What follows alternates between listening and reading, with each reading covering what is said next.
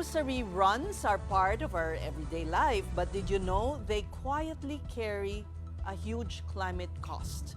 The United Nations says the global food system accounts for nearly 30% of greenhouse gas emissions, and all the food that we waste, that alone adds over 3 billion tons of carbon dioxide each year. But what if grocery shopping could actually be good for the planet? Here we feature companies with earth-friendly initiatives, one story at a time. Welcome to CEStainability.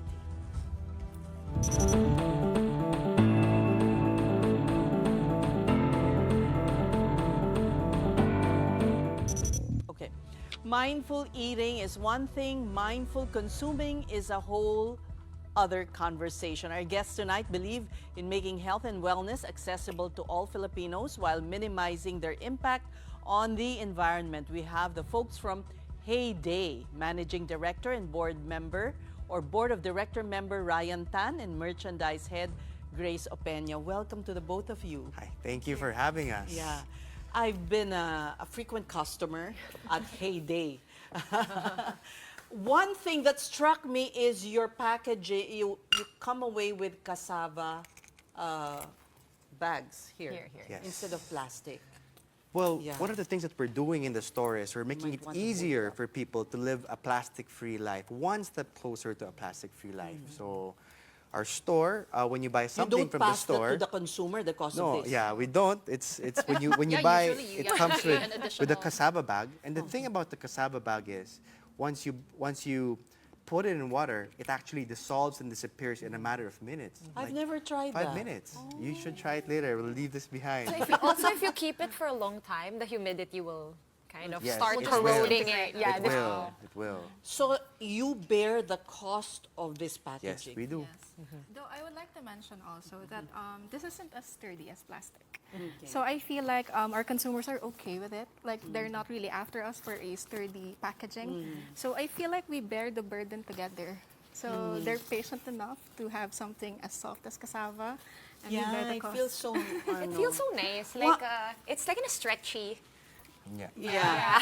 Yeah. Ryan, your business, your family business is really in retail. Yes. And you supply, what is it? Tell us about what you do, what your family does, and what inspired you to come out with Heyday.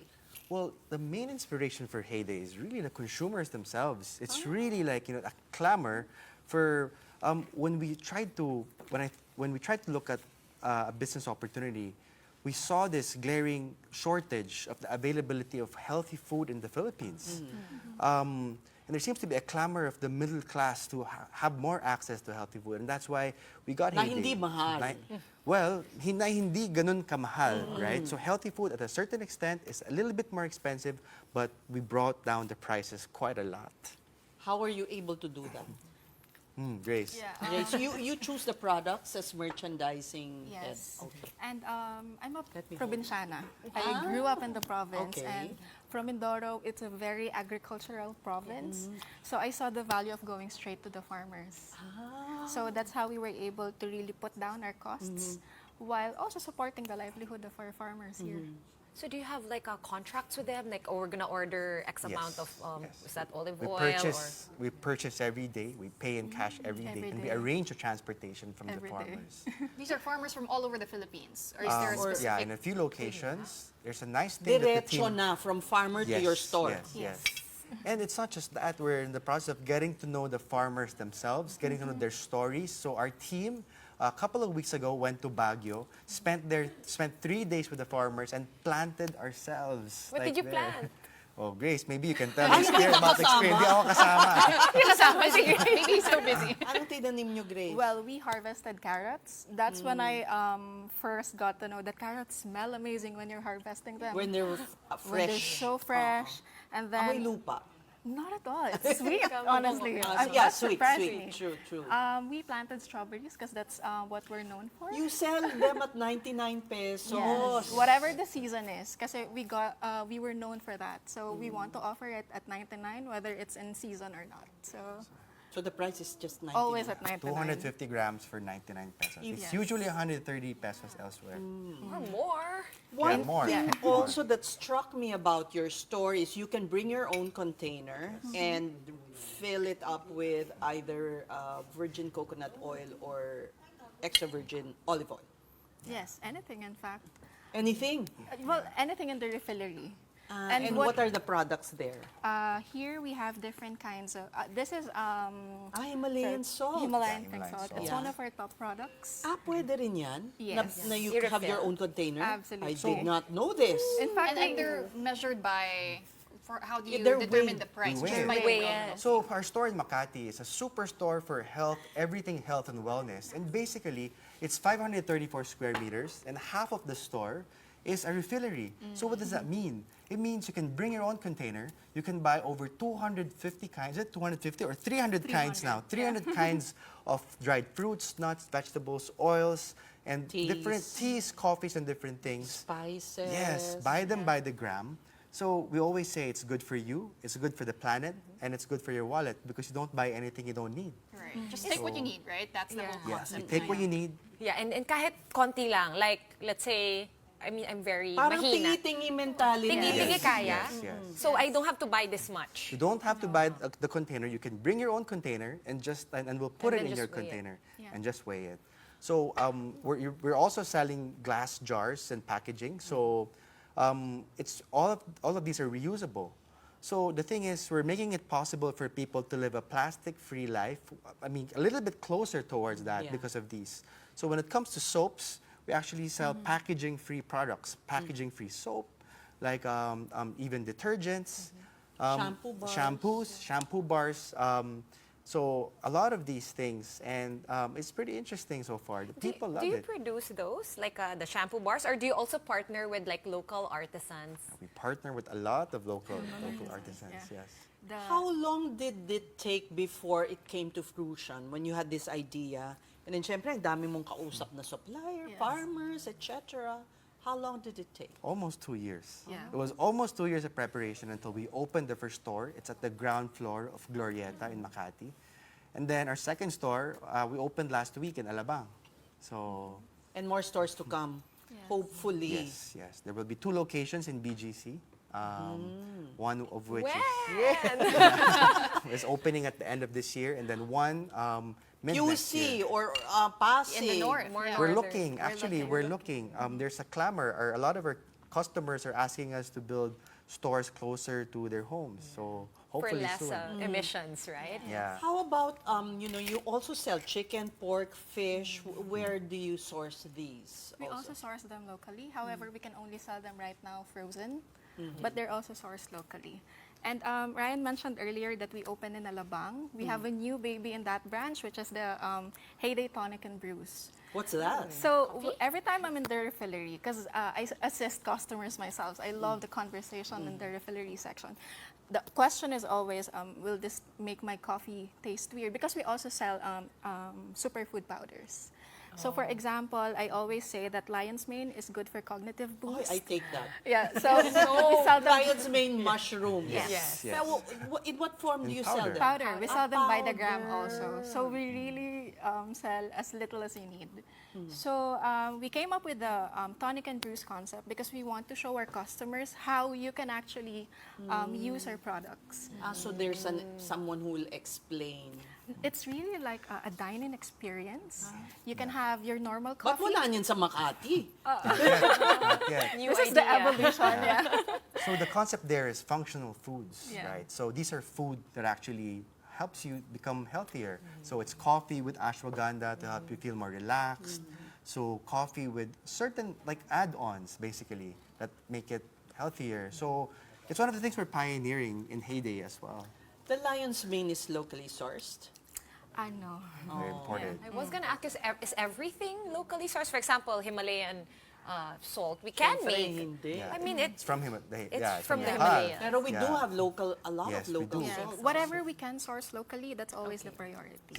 Okay. But Okay, I wanted to ask about the habits and the attitude of Filipino shoppers. What surprised you about them? You did mention, Ryan, about the clamor of Filipino shoppers. Would you say that there's really that shift in the mentality of Filipinos when it comes to being more sustainable? So the thing is, before we started Heyday, we did our own survey, and we found out that over 8 out of 10 Filipino middle class are actually looking for ways to live healthier lives, and they're willing to pay a little bit higher for healthier food. So people are getting more aware of the impact of chemicals, packaged food in their bodies. So that inspired us to do Heyday. So another thing, a while ago we talked about meats, for example. What sets our meats apart is we sell probiotic chicken. So they're basically like Paki-explain ano yung probiotic. So organic sila. So organic. So there are no hormones GMOs, involved in yeah. raising them. No antibiotics. Yeah, grass-fed beef, ocean-caught fish. So they're not farmed. So these things are, it's going back to our roots, because to be honest, our ancestors, we used to all eat organic. Diba? Like only 50, 60 years ago, there were no synthetic fertilizers. There were no hormones and antibiotics on our meats. And the Filipinos of Sorry old... to interrupt, pero yung farmers, you're sure na hindi sila, I was wondering. you know, Yes, harmful so basically what we do growing. there is we call them naturally grown produce. In the Philippines, we don't have an organic certification body yet. It's too So, expensive. Yes. Exactly. It's So, not affordable for the farmer. Yes. So we don't call them organic produce. We call them naturally grown produce because the farmers don't use synthetic fertilizers and then pesticides. Yeah. And then we work with them. So, yeah. Have you helped them? Like, for example, did you find a farmer who was almost doing things maybe 80, 90% right, and you just needed to kind of like give them a push in the right direction, or something like that in terms of their methodology and their process? Well, we started with one of our earliest suppliers. Actually, is from one of our consultants, and then so basically what we did was it's a small farm that we work with, so we know that they don't have neighbors that use synthetic fertilizers and synthetic pesticides, and we actually went to the place, saw the practices, and so we started with that. We started with people who know it more than us, and we learned. After we learned from them, it's about teaching other farmers to follow these things. So yeah. Is it profitable? Heyday. Kasi, Sorry. Yeah.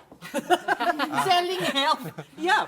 Yeah. Because, you know, some say selling, being kind to the planet can be a loss. Well, it certainly has more costs, right?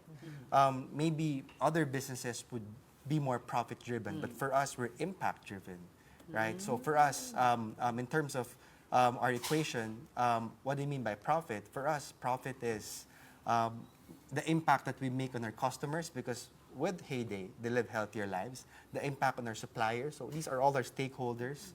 And we always like to say that the shareholders is the last. Really? Yeah. Like, for instance, ito, magkano ang isang ganito? Do you know the What's the price? cost for Yeah. Yeah. To That be you honest, bear, mahal yan, mahal. Yeah. And to be Kaya nga, honest, magkano? Ang laki it's pa double-digit peso. The biggest size, yeah. Yeah. I'm curious actually when we were talking about this at the beginning of this interview. Wouldn't your market sobra. Wouldn't your market be the type who have tote bags in their bag? Yes, we would love them to bring tote bags. So if they bring tote bags, they can use it. But if they don't, at least we don't need to give Siguro them. pwedeng mas may discount sa Oo nga, may discount incentivize pa. that. Pag may- meron. So if you bring your own bottles, we give a promotion, an automatic promotion. And then if you bring your own bag, there's another level of discount. Kasi So we incentivize our customers. double digit naman to. Yes. Pwede bang kainin? Hindi. Baka matunaw. You will digest it. Great, great. smells good. Very few retailers do practice, earth-friendly packaging, right? Yes. Mabibilang It mo took sa a lot of kamay. courage, to be honest, because when we started, we're a startup. We just started our first store last year, and we don't have historicals. We don't have something to benchmark, right? Yeah. So, and these are costly things, but we believe that it took some courage to actually start putting the environment ahead of our profits. And we hope that more and more people would get to know our store and would appreciate what we do. Yeah. And this is proudly made in the Philippines also, our cassava bags. Yes, I think that's something we can export nga eh. You might want to look into that. But anyway, we'd like to ask both of you for your parting shots. What can you tell our audience that's watching who are interested in, living a healthier life and being more conscious consumers? Oh, where's the camera? Here? You can look at any camera. Here. No, but all I can say is we believe that for you to live your best life, it's about living a life of wellness. And that's what we're here for. We're allowing people to experience that, through our store and what we do. So please, we hope to see you in the store. Yeah, let's spark up conversations when you're in the store. If you're having any questions, we have pharmacists, we have nutritionists. We're with you with any part of the journey you are in. And yeah, we hope to see you soon in our cafe also. You're all cafe meron? Sorry, Tonic and Brews. Yeah. In Alabama. They're also online. Yeah, So we I are talked online. to you guys kanina. We are Yeah, online. we are Well, online. thank you so much. It's always a joy to meet people who are very conscious in contributing to caring for planet Earth. Thank you, Thank you. Thank you so Ryan much for and having us. Grace of Heyday.